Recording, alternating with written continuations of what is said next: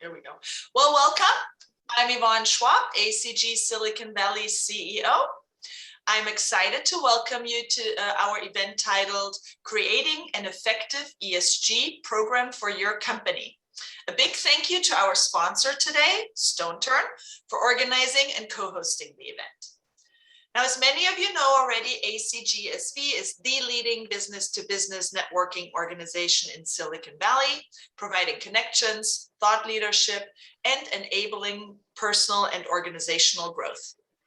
ACGSV offers an array of networking opportunity with over 14,000 members in 59 chapters across the world.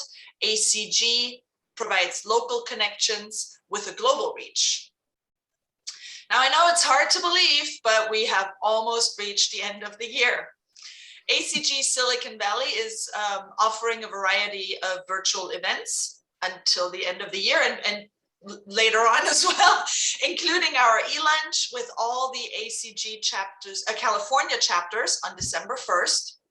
That just got moved, so little side note. The Female Executive Leaders Circle featuring Rosemary Hua, the global head of retail and CPG strategy at Snowflake, as well as our public board circle. We will let the year ring out with a holiday happy hour, a wine tasting this time. So if you haven't signed up for any of these events, there's no time like the present. So join us and make sure to visit our website at acgsv.org for the full calendar of upcoming events. Now, we're excited to get started with today's event, and I'd like to introduce you to our moderator today, Stephen Martin, partner at StoneTurn. Stephen has more than 20 years of experience in compliance and monitoring, risk assessment, and corporate internal investigations, often in connection with regulatory inquiries. Stephen works with clients to handle both proactive and reactive compliance-related matters. And this includes internal investigations, enterprise, global, and in-country risk assessments, compliance program and risk management program enhancements, and remediation work and corporate monitorships. Now, Stephen, without further ado, you've got the mic. Well, thank you very much. And we're excited to be here as part of ACG Silicon Valley's webinar today. And with my panel members, we think this will be a great session. I'm really excited to talk about ESG because outside of the compliance work that I do, historically, I focused a lot on ESG, including running a corporate institute at a major university on ethics and sustainability and how those two merge and, how we talk about really great companies. We're all very familiar, certainly been in the headlines around ESG and what that means. And while there are companies like, Patagonia or Whole Foods with conscious capitalism that have been talking about this since they were founded, most companies, while doing components of ESG, have not really focused on it as a holistic mission and message and plan. But now with increased regulatory scrutiny by the SEC for publicly traded companies, by NGOs, by international governments, certainly in the EU, we're seeing quite a convergence between compliance, government, environment, social goods. And companies are really now figuring out what does it look like to have an ESG program. And so that's what we're going to talk about today. And we're going to talk about some of the challenges. We're going to talk about how great it is to really make a difference from an ESG standpoint. And when we talk about ESG and compliance and those related activities, what you're really trying to do is, maximize the performance of the company, protect all stakeholders, but really make a difference in your community depending on how you define your community. And what does it mean to be a good corporate citizen in today's world? And there's certainly going to be a high level of expectation coming from companies around ESG from the board level all the way down. But more important, your employees are going to expect you as your companies to really be on this mission together. And so, I'm really excited today to have the panel here because we've got a great mix of a panel. We have two folks that are focusing on ESG and compliance related activities and building out ESG programs. We have another who is both in-house and does work on ESG for her own company, as well as from an investment management firm standpoint. And then we also have an outside counsel who really talks about this from the EU perspective and what it means from an international side. So we're really going to try to give you a very nice perspective on how ESG works. So with that, I'm going to have my panel members introduce themselves here. Because it's exciting. I used to be an in-house chief compliance officer, and I used to be a regulator, and so it's nice to have that kind of mixture. But I think the folks here that are doing it day to day all the time, whereas I consult and work with companies on building out ESG programs, I get to see a whole bunch of different types of missions and plans and how do you do this. And you're going to really get to hear from these practitioners about how they're doing it in their company. So with that, Lisa, do you want to start off and just introduce yourself? Sure. I guess that's the benefit of having the first letter of the alphabet in your last name. Yeah, Borgeson. I'm the earliest. So I'm Lisa Borgeson, and I am an in-house counsel at NetApp. And my remit at NetApp is both building out our ESG program and our ESG office, but I also have responsibility for employment law globally, our data privacy program, and our ethics and compliance program. Thank you, Stephen. Great. Anita?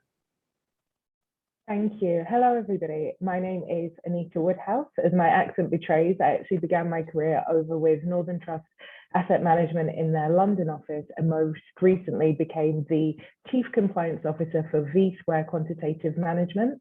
And they're an ESG asset manager built really with ESG at their core. And I think this is one of the interesting trends that we're going to talk about, Anita, is about how, management and investment now is really looking specifically at, where do you turn and put money into, and what are the companies doing from an ESG standpoint, which is different and exciting and interesting. Yep, that is our wheelhouse. And so as we go through that process, I really speak to the compliance, the control, and looking at what the regulators are putting out there in terms of how to govern this. Yeah. And the important part for our audience here is, yes, there are, public reporting requirements, the SEC or others, but also for private companies, this is just as critical. While enforcement is going to be increasing, it's really about public perception and reputation and investment and all the things that matter to private companies as well, especially in Silicon Valley. Jim. Yeah, hi, everybody. I'm Jim Travato. I'm the Corporate Compliance Officer at Informatica. And I've been in this role for about 4 years, but I didn't get here through the path that most of my peers might have taken. I actually have a technology background, started my career in software development, did software quality assurance. In the late 90s, got involved in internet security. And so for a stint, I did a lot of information security, governance, risk management, and compliance. Came to Intuit about 7 years, Informatica, excuse me, about 7 years ago. And was first in the security team. And about almost 4 years ago now, I moved into this role to oversee all of our compliance objectives for the company. Great. And Kai, not last but not least, right? So yeah, thank you very much, Stephen. I'm Kai Westerwelle. I'm a partner with the international law firm of Bird & Bird. I'm in the San Francisco representative office. We are all over Europe, Asia Pacific, Middle East. And what I'm doing here, we're helping US companies doing things overseas. And my personal background is I'm a privacy compliant expert. I also teach compliance for like 15, 16 years at universities in Germany and the US. Mostly, of course, was about compliance and banking compliance, because I'm also at the Bank Academy in Frankfurt, investment compliance, and I'm also on the board of the ACGSV. And it's a pleasure to be with you guys. Great. Well, I'm excited because we're going to get multiple different perspectives here, both international and types of backgrounds. So with that, what I'd like to do is just talk for a second about, what the agenda is today. So for a few minutes here, I'm going to talk about an overview of an ESG framework. And what the panel wanted to present to you is, how do you think about ESG in a framework type of presentation where you can really see the different components and what it means to build an effective ESG program. So, how could you approach it with your senior management? How could you approach it with the board of directors? Where do you start? How do you think about various risks? How do you build out the components? What you're going to see is it's also very tied closely to what a lot of us have understood for a while, on the compliance side, really the governance side of ESG. But I think this is a great starting point for people that are looking at their program or have started the program and want to see, hey, is it really effective? Do I have the elements of an effective ESG program? And then what we're going to do is turn to the panel members and talk about really what are they doing from an ESG perspective. So Jim and Lisa are going to talk about what they're doing in-house in their companies. Anita's going to talk about both in her company and how they look at it from an investment standpoint. And then we're going to turn to Kai to talk about it from an international perspective. And then we're going to have a moderated discussion. So certainly if you have any questions as we go along, it's not an ideal format sometimes in web, Zoom type of things, but please let us know, send in your questions, and we'd be happy to answer them. So with that, I thought I'd walk everybody through the ESG framework. So the first part of the framework, when we think about it, where do you start? And for us, it's really about mission and governance, right? You've got to understand what is the mission of the organization, because until you really create an ESG mission, you can't really have an effective or a program that's really focused on where you want to go. And we're going to get into that a little bit more. Then you think about it from a risk standpoint. So what does it mean in terms of the risks that we would face? Are there risks of creating the program? Are there risks that we need to cover as part of the program? Certainly we're going to talk about regulatory activity. We're going to talk about public perception and reputation. We're going to talk about reporting as being important. And then what is really material to the company? And materiality, it can sort of be all over the map a little bit too, because is it materiality from a regulatory standpoint? If you're a public company, is it materiality from reporting to the SEC? Then we're going to talk about just quickly about policies, procedures, and controls. What do you put in place to be able to have a program and then be able to implement it in the company? What types of reporting do you need to do, internal and external? And what are the different audiences there? Because this is a broad approach. And frankly, ESG programs at, the companies of our 3 panel members here are going to be all very different in what they're going to approach. And so what does that mean to report, and who do you have to report information to? How do you make sure that it's accurate? And then communications, both internal and external. What are your stakeholders thinking about, and how do you communicate with those stakeholders? Then we get into verification and monitoring, which is going to be absolutely critical, because as you're putting out public disclosures, again, whether you're a private or public company, people are going to look at it and they're going to want you to verify, and they're going to expect that what you're saying is truthful and accurate and the data can be relied on. And so how do you monitor that, and how do you assure that you're doing the right things? And then response and enhancements, because over time, you're going to continue to enhance this program, especially when you're just starting out. You're going to take small portions of each ESG, and how do you move forward on that? And then how do you build out the program? What are the areas that are working, and maybe what are the areas that aren't working? So what we did as a group was put together just some questions, and I'm not going to go through each of these with the panel members because we're going to talk a little bit in the moderated session. But when you think about mission and governance, how realistic is the approach given your industry, right? ESG in the oil and gas industry is very different than ESG in the technology industry, or in the investment world, or in manufacturing. And so you have to really think about what resources you have, what's possible within the industry, and what's the risk profile look. How do you get people on board? How do you get management on board? How do you get the board to be responsible? And then who's going to oversee it day to day? One of the things that's really interesting is this is quite a discussion in the compliance world, because compliance and lawyers are often the ones who are going to be tasked with things like this, as you can see from a couple of us that are on here. But it's also going to be people that are technology and people that have, different skill sets, because this is not strictly, following the law or trying to comply with the law. And so you're going to have quite a bit of difference in terms of, the types of people are going to be involved, and how do you do that internally? The next one, around risk and materiality. How do you determine what risk or material to your organization? That's a very important part of having an effective program. And then once you do that, how do you document your mission? How do you make sure that people understand it from a policy standpoint? What are the foundations for the procedures that are going to be part of ESG? Then we move on to reporting and communication. And so, you think about what are the reporting requirements? Who are the stakeholders you have to report to internally and externally? How do you make sure it's not just greenwashing, that this is actually a program that matters? Because it's going to matter to your employees and it's going to matter externally. So you want to make sure you're doing something from a reporting and communication standpoint that shows your commitment to ESG. And then the next area I talked about was around verification and monitoring. So how do you test and verify? If you haven't even started your program, we're already talking about testing, right, or monitoring. And so when you think about this, this is not the first thing you step up and start. You want to talk about mission, and you want to talk about risk, and you want to talk about program development. What's your 1 to 3 year plan, and how do you move forward on it? Then you can start getting into verification and monitoring of information. One of the things I think many companies are facing, and I was talking to a company today in the oil and gas industry, to their board, and they do some things around ESG, but they don't have what would be an ESG program. So one of the things you can do is pull components together of things that you're doing in each of these kind of 3 category areas, and quickly get an understanding of where do we stand as a company? What's our industry look like? What are we already doing? We obviously, in this industry, they care about health and safety, and they care about environmental issues. They're very concerned about compliance and governance. So you're already doing a lot of things that would make up part of your ESG program, but pulling those together to see where the company stands is important. And then ultimately, how do you continue to enhance this program? Again, you've got to start building it before you can enhance it. But what feedback are you getting from employees and stakeholders? How are your day-to-day goals on ESG aligned with the company's strategic initiatives and growth plans, and making sure that all is coordinated. And so that's what we're going to talk about a little bit today. But these are good questions for you all to think about as you're developing or enhancing your compliance programs. So with that, we're going to really have a moderated discussion and not go through too many slides here. Before we get into the discussion, I wanted to turn to Jim, Lisa, and Anita to really talk about their programs. So Lisa, why don't you start us off and just give us a little bit of background of where you guys stand. I know it's early stage, but you're thinking a lot about this. Just give us an overview of your program. Yeah, thank you, Stephen. And that's right. Still in early stages and building, but with a lot of activity that's been happening already behind the scenes. But first, let me just give you like the thumbnail of NetApp.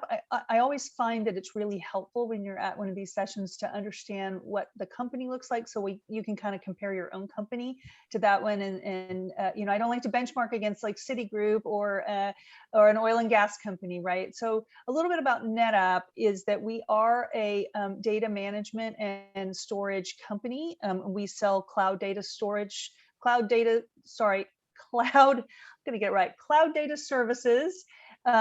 storage systems and software to enterprise companies, right? So it's a B2B company.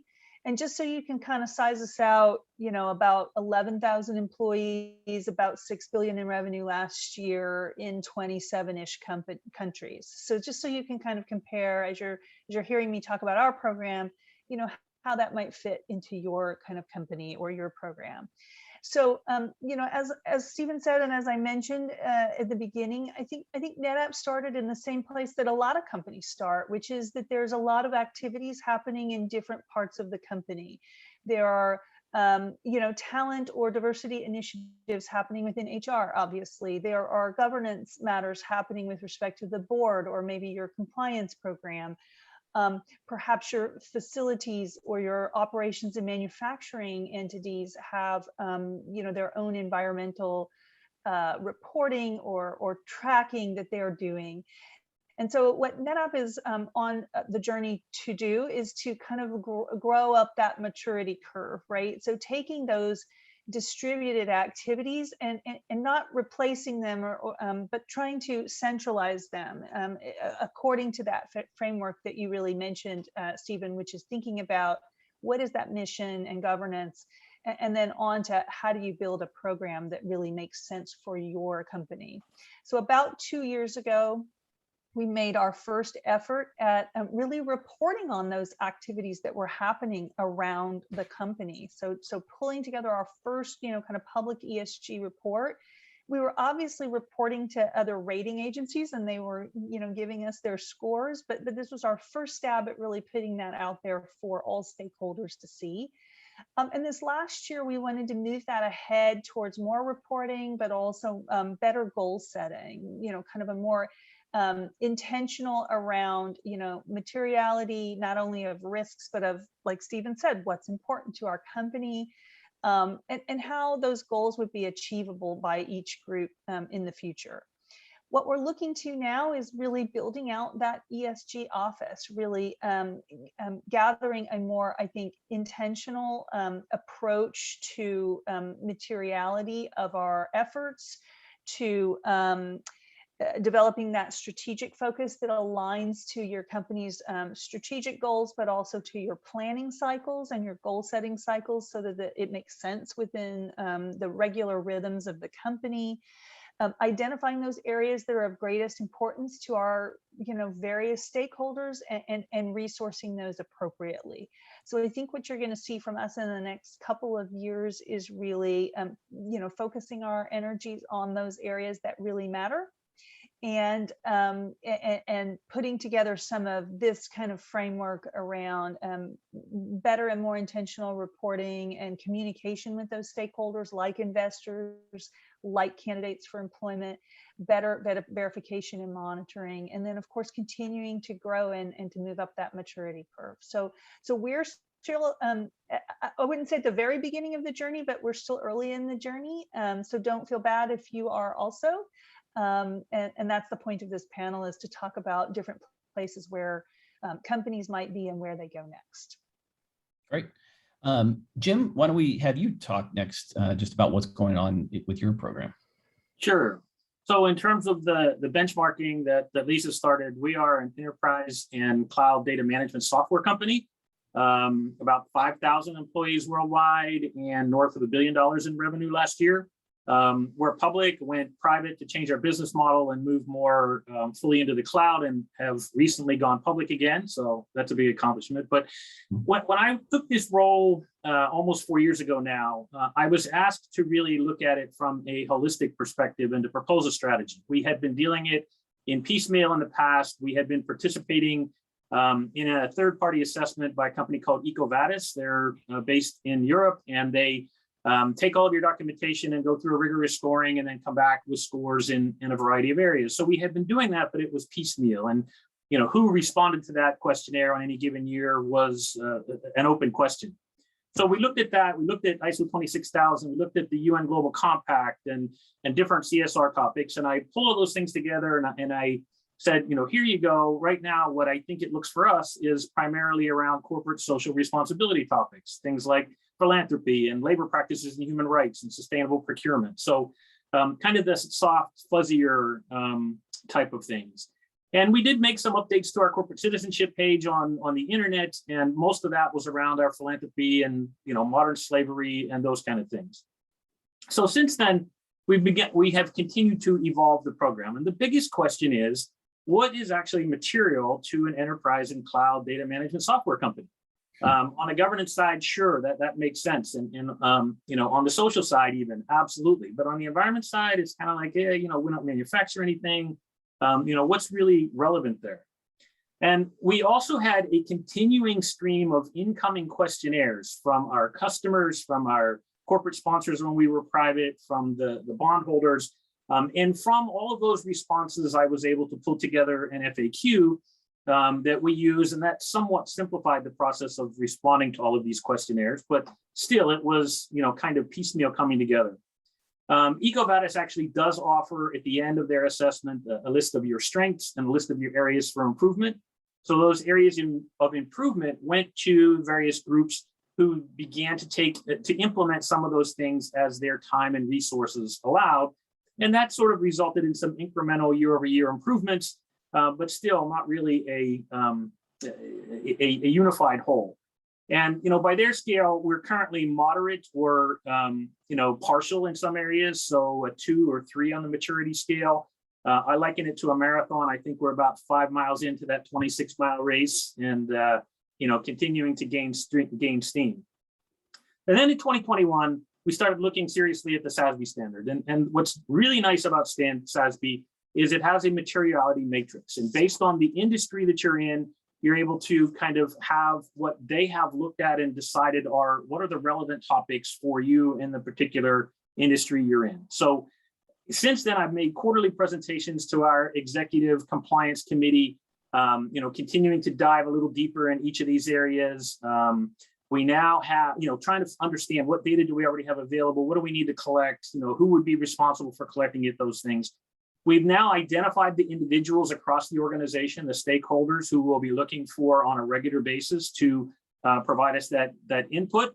And, our goal is really to stretch goal from my perspective is, at some point in 2022 to be able to put out our first sustainability report, which really tells our story about what's important to us and what we want the world to know about how we think about sustainability. Great. Anita, so you come at it from two perspectives. So why don't you explain how both of those, what you're doing for your firm and then how your firm's looking at it externally and evaluating companies?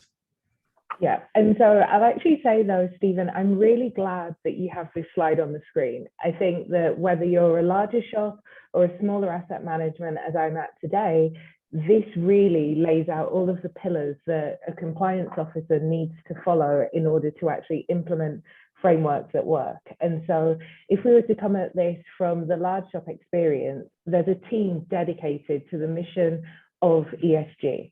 Likely it's products, it's services that have already been built, and then they're looking at ways to make these more ESG focused and tilted. And therefore we get into the detail of, well, how does this actually look? Can a third party in a control function such as risk, compliance, or audit come in and look at this and say, this is truly ESG, we can continue down this road? And in a smaller asset manager as I'm at now, being a boutique firm, this was built with ESG in mind. Our first brick, my co-founder likes to say, was a green one. So everything that we build on our foundation from here forward is really considering ESG. And so what that means is one of the first policies that we put together was the proxy voting statement. So whilst historically ESG was screening, today we move more into the terms of how do we vote on the securities that we hold in portfolios. Then your control person comes in and says, are we actually doing the things that we say that we do? Is the intention matching the impact that we aim to have in the market? And so looking at that internally, we're then able to come up with solid policies, procedures, and protocols as to how we look at both investments, because not all of the, I'll call them tenets of ESG are created equal.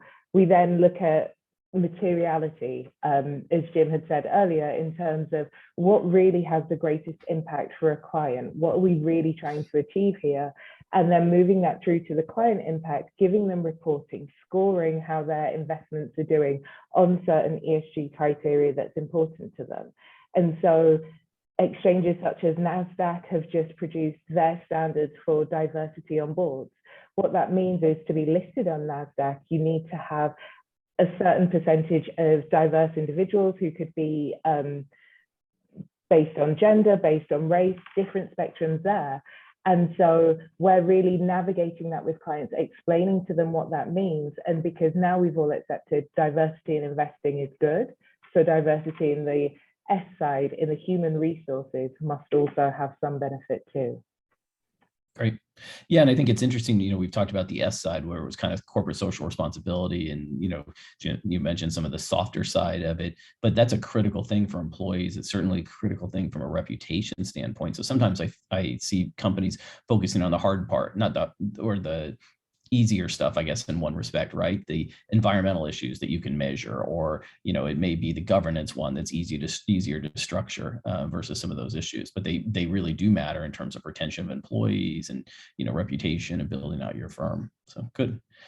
So now I want to just turn to the international discussion here. And so let me move forward on the slides. And, Kai, why don't you cover this for us? I know you do obviously a ton of work in Europe, but are based here. So you kind of get both perspectives, but just give us a little bit of overview of what it looks like around the world. And then in particular, how the EU is looking at this. Yeah, thank you, Stephen. Yes, indeed, I'm a German qualified lawyer, so I came over 7 years ago, but I worked 25 years in Germany before, so I have more the international view. And by the way, one thing I think is important also law firm, we looked at, advisors, but also we have 3,000 people in our firm. So corporate social responsibility is also something very important for us too, as a law firm. In particular, I think it's important because we have like 21 countries.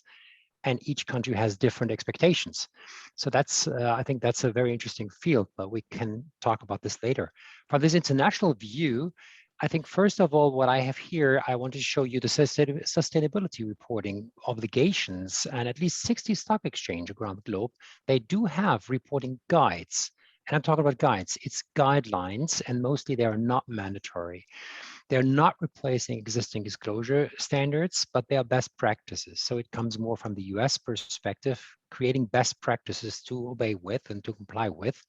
Good example is the New York Stock Exchange. They have the supporting ESG disclosures from 2019. And I definitely recommend you to look at that. It's a very interesting source of information, the ESG Resource Center. It's very detailed and I think pretty good. And also you can look at the Sustainable Stock Exchange Initiatives, the SCE. And interesting enough, the first guides you find there are from China, Shenzhen 2006 and Shanghai 2008. That was actually surprising for me when I saw it the first time. Some requirements do apply to all companies in a location.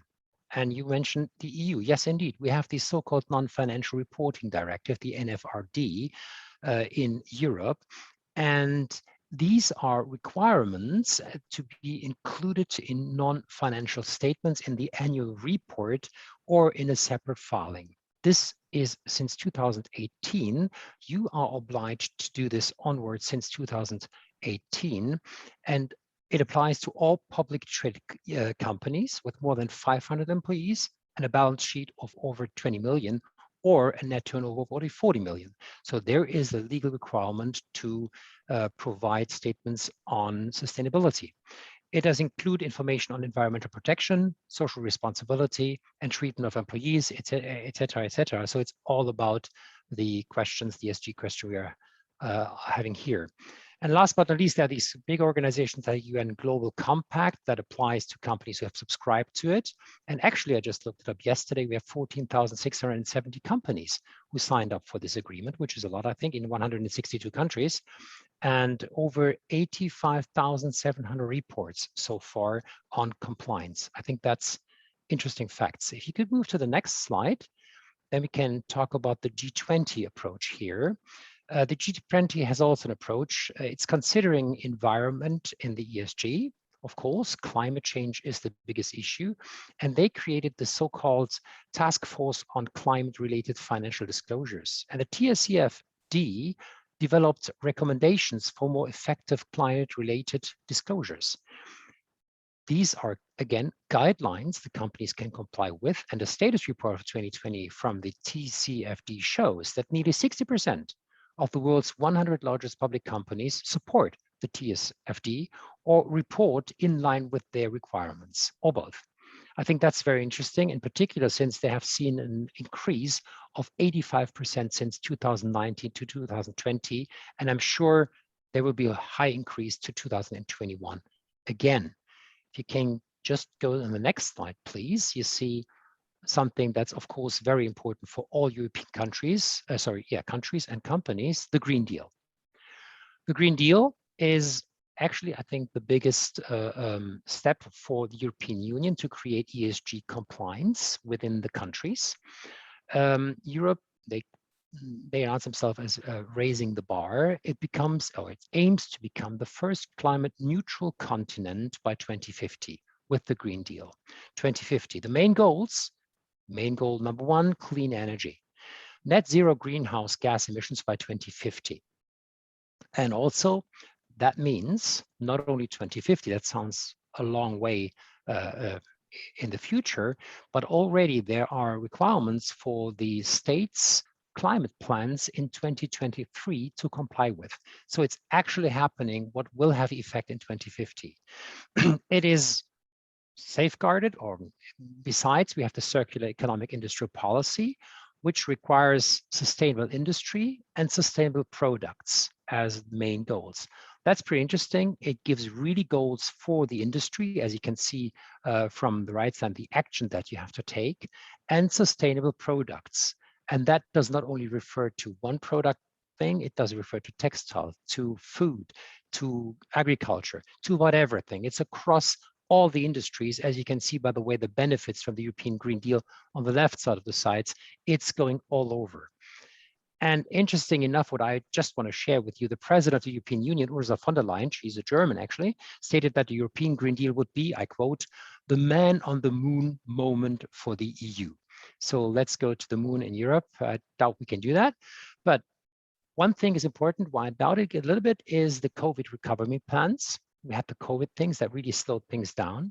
And the EU has this next generation EU plan to fight the outcome of the COVID, the negative outcome of the COVID, with $700 million, euros, which will of course possibly can lead to a slowdown for the Green Deal.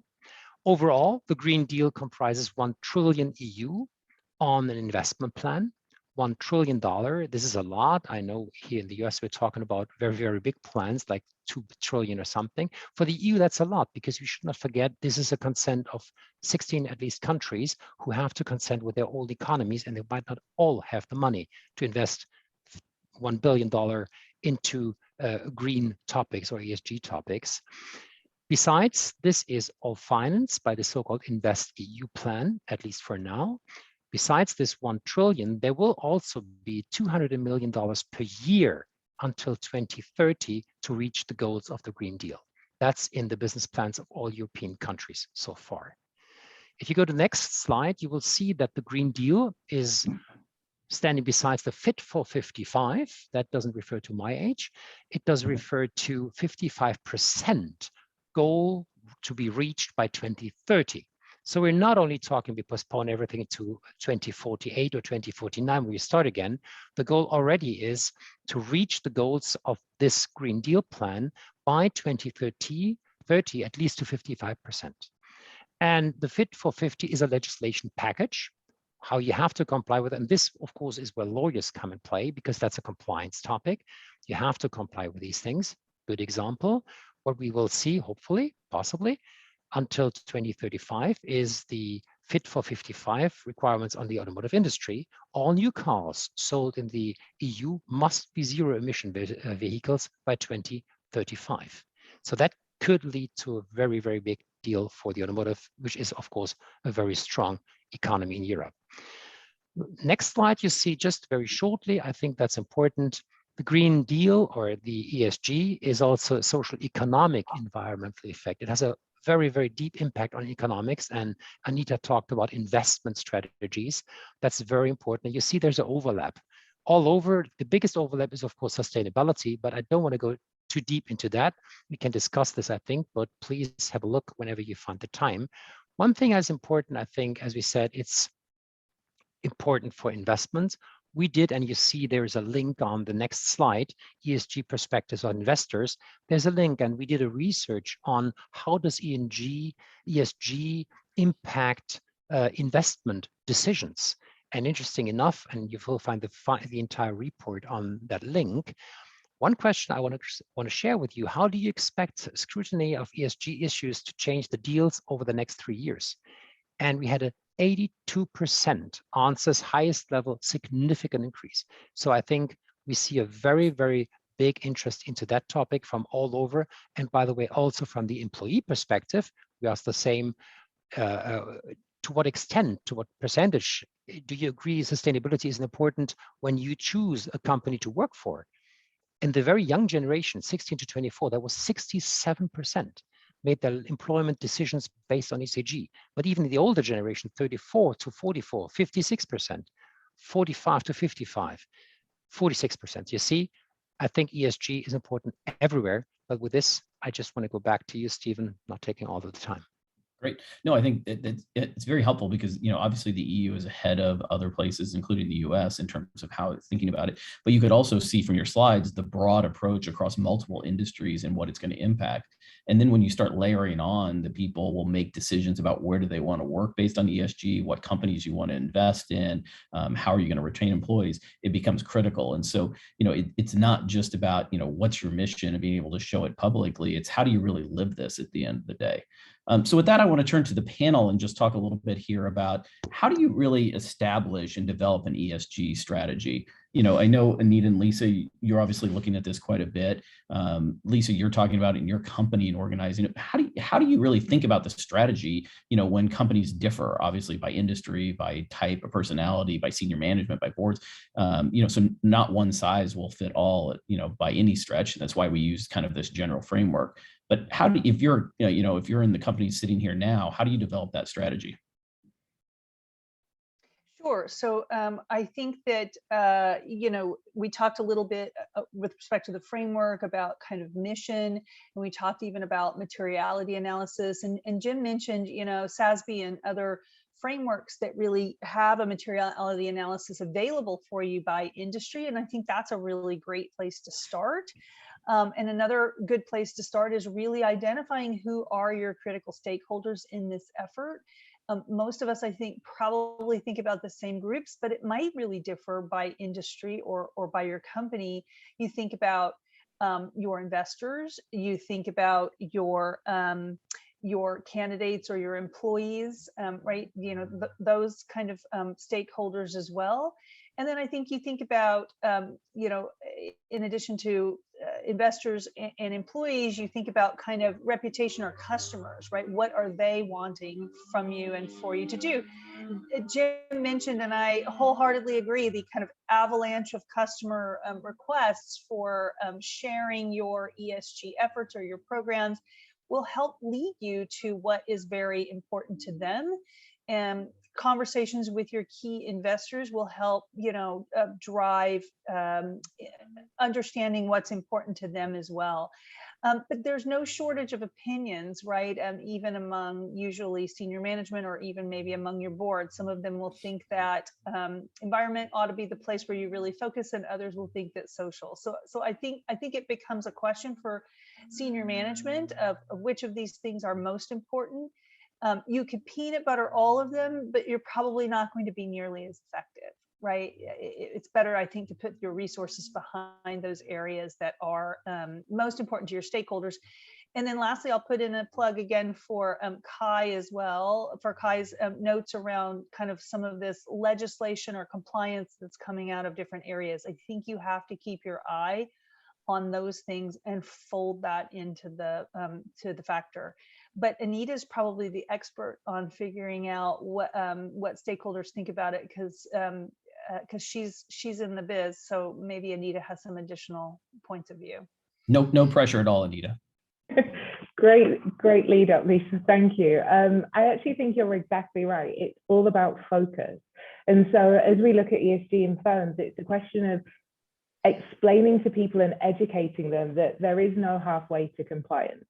So when the regulators are coming out with SDFR, other regulations, things that have to be complied to, there isn't a gray area where a practitioner can say, well, we're almost there, or we almost meet the line. And so a lot of this really is education of the business itself, so that they understand when to bring in your compliance person along the journey, not because it necessarily impacts a rule from the regulator, but because policy, procedure, and process become more and more important as we build out, because everybody at the moment seems to be wanting to be an ESG firm. And the risk here is we don't want to have greenwashing, or worse still, green wishing, where things are presented as a little more green than they truly are.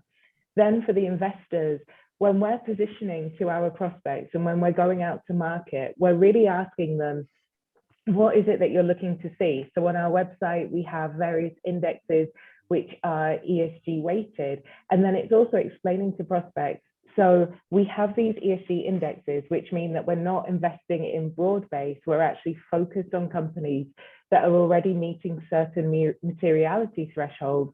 But then we look at those companies and we say, when we're voting through our proxy voting, are they doing the right things? When we have the ability to vote and change the shape of the future, are we actually doing that in a meaningful way, aligned with what our investors are looking for?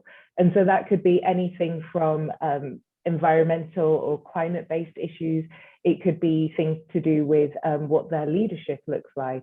And so in doing it in such a way to bring the investors on the journey when they're not too sure, but feel that this is something that they want to incorporate. But then also when you're in the larger firms, really making sure that everybody's aware of the value in this focused, unified vision, because focusing on many different things can often lead to minds which don't necessarily meet when they need to. So Jim, I know you come at it from a slightly different perspective, but how do you think about the kind of control functions around this?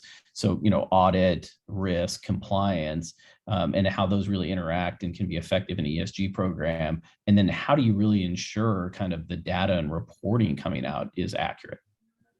Yeah, great questions. So I am fortunate in that I chair our executive compliance committee. And so we have a group of experienced executives who've come from different backgrounds, different industries and whatnot, but have the right perspectives. And so by ensuring that we have shared vision at that level on the strategy itself, and then over time, again, developing the policies and procedures that are going to document what the specific requirements are, identifying the risk owners, making sure that we have the right stakeholders identified for the individual components.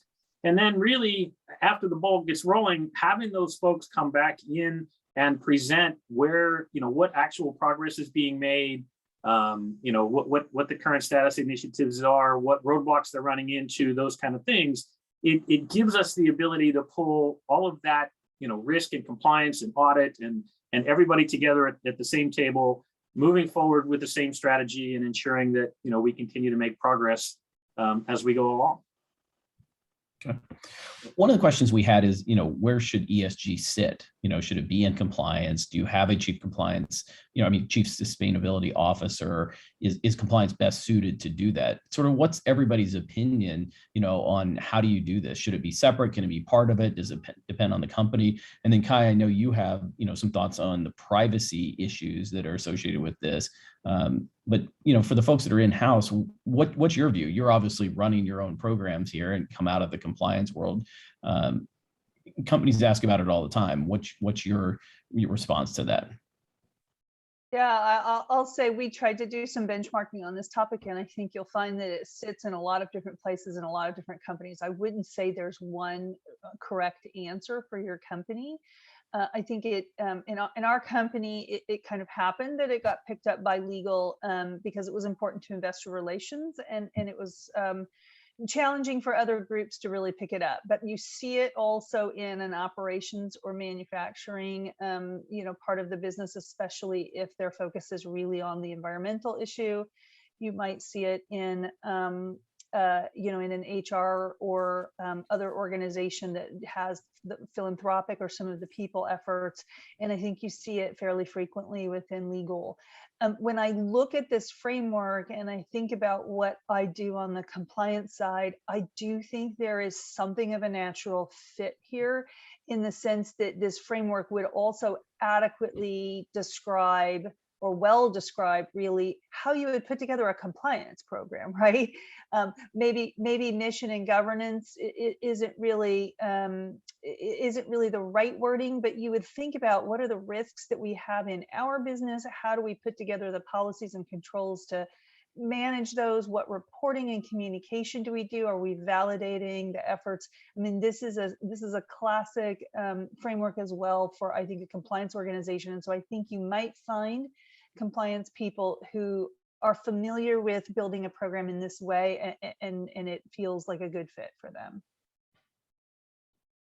Yeah, that's a great answer, Lisa. And if I could just add briefly that I've gone to a lot of webinars on this topic over the last several months of the year, and this is a topic of discussion at every one of them. And I think the evidence has been split between where it ends up residing. I think an equally important question is which committee of the board or the full board has responsibility for it as well. So there are a lot of questions that you need to answer there, and I think it really comes down to what works best for you as an organization as to where it sits and where it reports.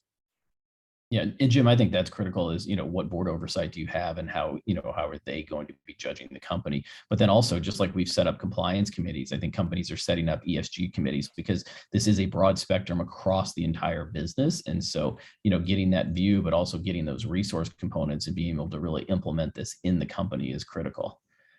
Kai, I know there's some privacy related issues, especially coming out of Europe. We all deal with that on, data transfers and others. How are you seeing kind of that intersect with ESG and, both reporting obligations and running a ESG program? Yeah, well, as I said, I mean, the privacy thing comes from Europe. That's one part of compliance. Good news here, it's highly regulated. It sounds like calling it crazy good news, but you know where you have to put your privacy people in, right? There are structures that you have to implement that everybody knows. And there is one thing I think is very important, Lisa and Jim, and it's perfect to think about, yes, actually, where do you want to position these people? I think from my experience, the most important thing is that you have indeed the line from where anything comes in to those people. Very often we have complaints coming in, but they don't reach the right people in the very end. And that's the danger here. You have to react on everything pretty immediately, in particular in the privacy sector, but in every compliance sector. And one thing also from a European perspective, we should not forget that the management in most European companies is directly liable for non-compliance. So that's, of course, something where you want to make sure that you always take care of these things and not all of a sudden you have a liability of your management. They will not be amused. So make sure you have the reporting lines and decision lines. And then one thing I just wanted to add, Anita, I think it's important, you're an investor and you look at investments, right? You look, is there ESG compliance and everything?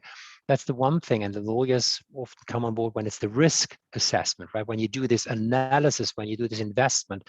So we look at these things from your perspective, is there 100% compliance? We should not forget it's also a big risk for the targets who are you investing in, right? The one thing, of course, if you invest in something that has a compliance issue, you might be liable as an investor for everything happening. We just had the Starwood example, the Marriott in the privacy, where Starwood invested in Marriott and now they held liable for a data breach that happened years before because they didn't do the due diligence on compliance correctly.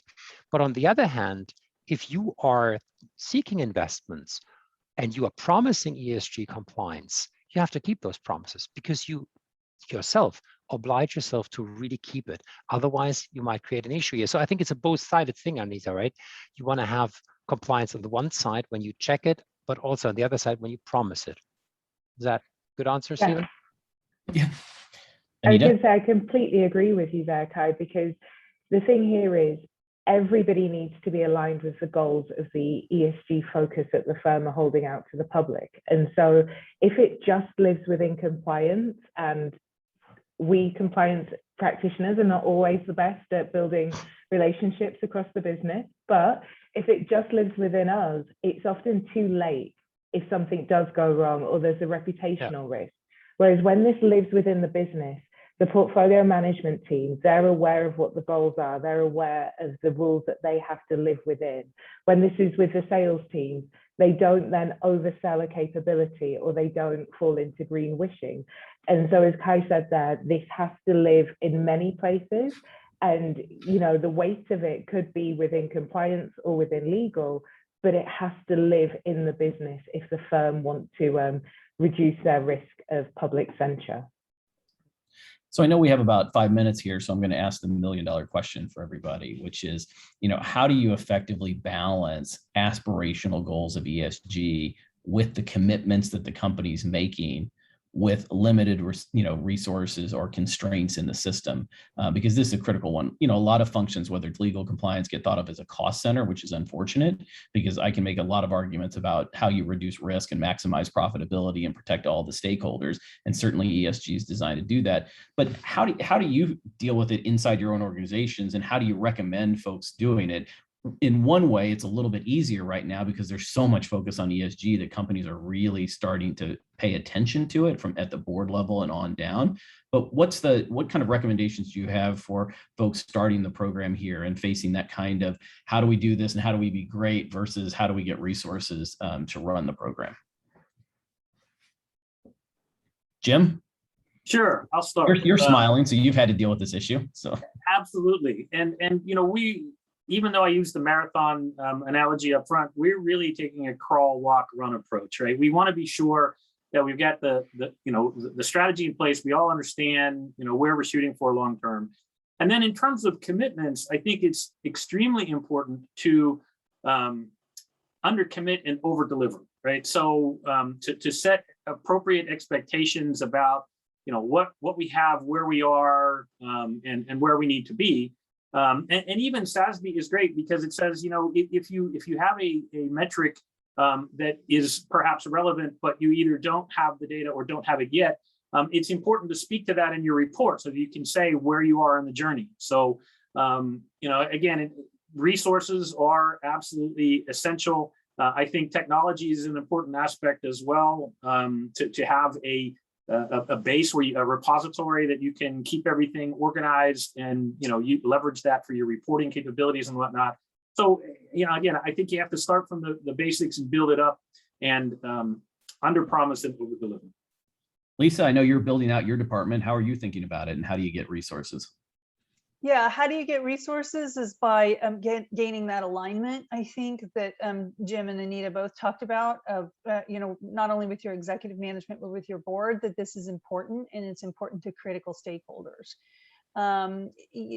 There will be differences of opinion on whether you want an A+ program or a C+ program, and I think that's okay. But getting that alignment and agreeing on, maybe we are going to do crawl, walk, run, right? So this year, these are the things we think we can resource, and next year we want to build on that and make it even better. Your earlier question was also, or struck me as also, maybe around things like moonshot goals versus like short-term goals. And I think that's a challenging question, because there are a lot of companies that put out moonshot goals, and then you do run the risk that if you haven't focused on them early enough and with enough resources, that you might not hit them. And I do think that is a risk for any program. But I do think some stakeholders are looking for that. I mean, if I just think about what Kai said about Europe, right? Getting to the 55 by 2030 is an effort to have a check-in and make sure you're still on track, right? So again, all I can say is alignment in order to gain the resources that are needed to achieve the things that you've said you're going to achieve, and get that wood behind the arrow, or it isn't going to happen. And I think we've seen what happens to some companies that over-promise and under-deliver. Anita, one of the challenges, whether it's private equity or investment firms, is they're trying to maximize their return on investment often. And so things like compliance and ESG don't necessarily get funded, or not, the thing that gets pressed by the investment firm versus the portfolio, but you guys are different. So how are you thinking about it, and what do you tell management teams in terms of resourcing areas like ESG? Yeah, so here, I think I always lead with the clear, fair, and not misleading. So in anything that a firm does that I'm a part of, it has to be clear what we're doing so that the investor is aware. It has to be a fair representation of what we're doing. And then naturally, it then has to not be misleading. So if there's anything in there that the investor would want to know, as Jim said, if data is missing, it has to be clear what the deficiencies are, but then also asking how. Because when you go to the business and you say to them, how are we doing that? How do we plan to measure it? Here are our KPIs. This is what that then looks like in terms of people hours. Or we can scale back what we're saying that we'll do, and then we'd be able to meet it with the current resourcing that we have. And then also at the moment, disclosure is the hot topic. So we need people close enough to the business to understand what's actually happening to form that disclosure, so that, again, we can go back to the clear, fair, and not misleading. And that really should work in a smaller firm as I'm at now, or even in my previous larger firm. Great. And I know we're out of time here, but there's also, what you have internal resources and folks that you can use across different functions, whether it's legal, compliance, audit, the business side, any of those areas. But then there's also outside counsel like Kai and his firm, and having that global reach and being able to really give you an understanding of what's happening on the legal, compliance, and regulatory front. There's folks like my firm that does a lot of this consulting on how do you be practical about building your program, and how do you use those tools for verification and monitoring, and really building out the program. So there's a lot of resources out there. It's obviously a hot area and growing. And if you really look at this framework and try to utilize it, I think you're going to find a great path to developing or enhancing your program. So with that, I know we're out of time for the audience. I just wanted to thank my panel members. You guys are all excellent. It's been great working with you on this, and thank ACG Silicon Valley and the team there for putting this on. I hope for the folks that are listening that you found it helpful. Any of us are available and happy to talk about it. It's nice about this community. Everybody's willing to share information, and we're certainly happy to share more information on the framework. So with that, thank you to everybody. I appreciate the time today. Good luck with your ESG programs. Thank you so much. Thank you, Stephen. And I can only echo what Stephen just said. Thank you so much. We truly appreciate all your input and expertise. And thank you to Stephen for doing a fabulous job with moderating this panel today. And I hope to see you all at other events that we have coming up. And with that, have a wonderful day. Thank you. Thank you. Thank you. Thanks, everybody. Bye.